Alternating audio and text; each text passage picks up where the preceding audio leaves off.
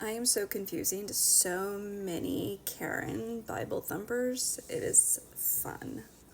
I enjoy it. Especially when they hear me drop F bombs with my kids, like in ear drop. The funny thing with a 17-year-old, 10-year-old, and a 5-year-old, none of them have cursing problems. Obviously, my 17-year-old is making the decision if she chooses to, but I've already shown her biblical evidence to feel comfortable with that decision to make that choice for herself. That it is not biblical, that it is a sin if she chooses to drop F-bombs. It's not in scripture. Okay? When it says do not curse, it is not referring to shit, fuck, dumb, damn, whatever. Okay? These are the people that still read King James and NIV amongst many other horrible translations. These are people that think Trinity, the rapture, and when Jesus writes in the sand in front of the prostitute being thrown stones, that was actually in the original scrolls, that was actually added much later from the church, but you didn't know that. These are people that don't know that the Bible was pieced together by the church. It wasn't just dug up and, ooh, look at this thing's a Bible. This is it. This is beautiful.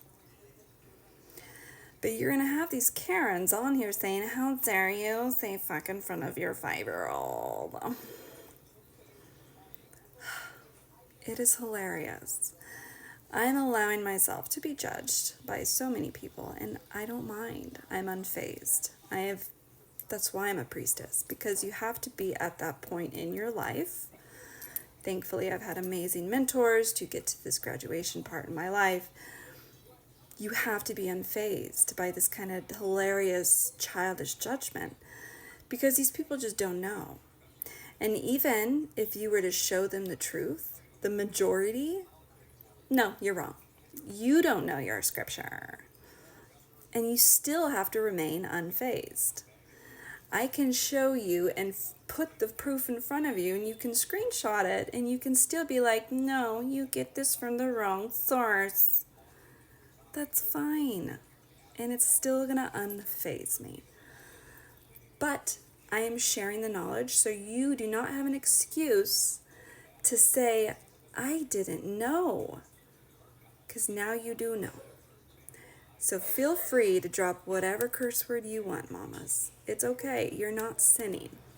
You do have to use discernment. It doesn't look good, right? You want to care about your image.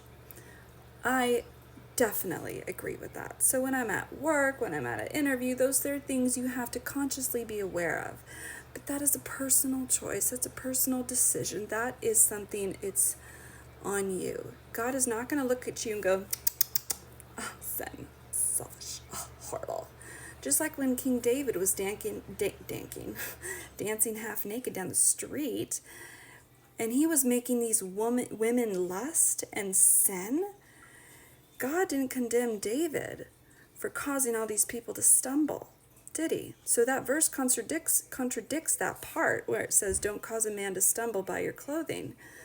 Because that's what David did to a bunch of men and women that probably were lusting after him when he was dancing in the streets, which caused his wife to get jealous for scorning him, because God later on punished her for judging David for that.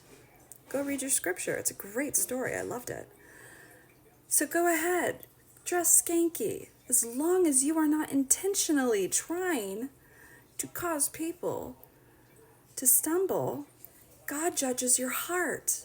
And God knew that David wasn't dancing for people's attention. David was dancing to glorify the Lord. That's what God focuses on.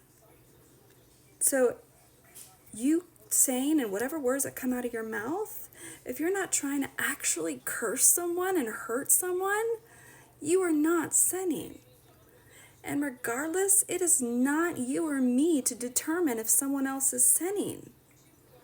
And if you want to throw in a verse about judging and throwing someone out of the church, and that it is our job to judge another Christian and the Bible actually supports that decision to throw someone out of the church, and you are free to judge a fellow Christian as a Christian, you have no idea how many Christians have actually thrown that verse saying, yep, see, I can judge you.